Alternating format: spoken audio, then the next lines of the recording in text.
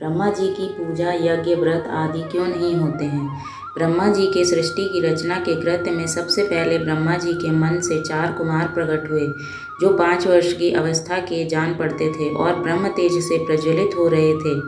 प्रथम थे सनक, दूसरे सनंदन, तीसरे सनातन और चौथे सनत कुमार। इसके बाद ब्रह्मा जी के मुख से स्वर्ण के समान कांतिमय कुमार क्षत्रियों के बीच स्वरूप स्वयंभू, मनु और उनकी पत्नी शत्रुपा उत्पन्न हुए।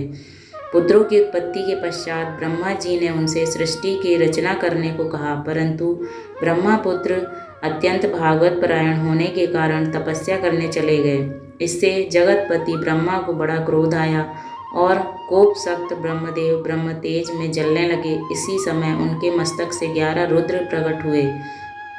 सृष्टि की रचना के लिए ब्रह्मा के दाएं कान से पुलत्स्य, बाएं कान से पुलह, दाहिने नेत्र से अत्रि, वाम नेत्र से क्रतु, नासिका छिद्र से मखुक से अंगिरा एवं रुचि, वाम हाथ से भृगु, दाएं हाथ से दक्ष, छाया से कर्दम, नाभि से पंचशिख, वक्षस्थल से वोडु, कंठ से नारद, स्कंद से मारीच, गले से अपंतरात्मा, रचना से वशिष्ठ, अधरोष्ट से प्रचेता, वाम कुक्षिक्ष से हंस और दक्षिण कुक्षी से यति प्रकट हुए। ब्रह्मा ने अपने इन पुत्रों को सृष्टि की रचना करने की आज्ञा दी। इस पर नारद ने कहा, जगतपते, पहले आप सनक, स्कंदन, सनत कुमार आदि ज्येष्ठ पुत्रों को बुलाकर उनका विवाह कीजिए और उसके पश्चात हम लोगों से ऐसा करने को कहिए।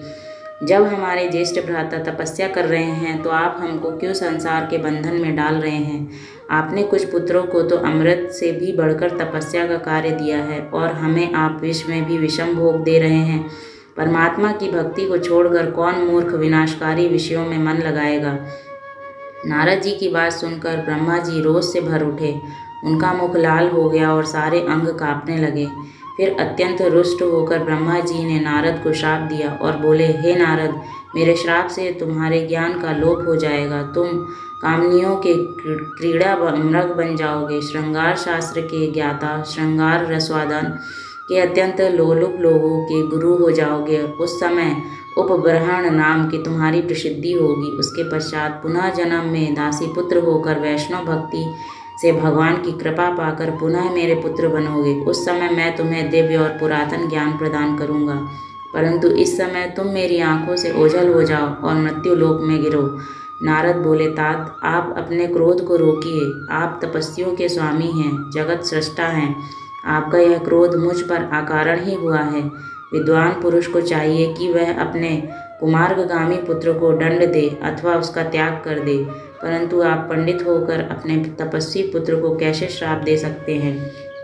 जगत सृष्टा का ही पुत्र क्यों न हो, यदि भगवान श्री हरि के चरणों में उसकी भक्ति नहीं है तो वह भारत भूमि में अधमों से भी बढ़कर अधम है। आपने बिना किसी अपराध के ही आपने मुझे श्राप दिया है। बदले में यदि मैं भी श्राप दूं तो कदापि अनुचित नहीं होगा।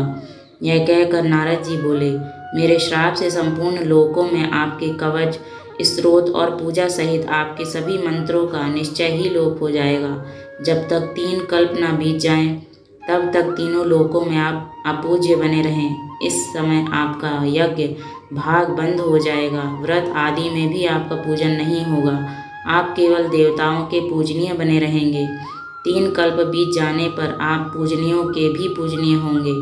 इस प्रकार नारद जी के श्राप से ब्रह्मा जी की पूजा स्रोत का लोप हो गया तथा ब्रह्मा जी की पूजा, व्रत, यज्ञ आदि पर विराम लग गया। अगर आपको कहानी पसंद आई हो तो लाइक करें और ऐसी ही कहानियों को सुनने के लिए हमारे चैनल को सब्सक्राइब करें। धन्यवाद।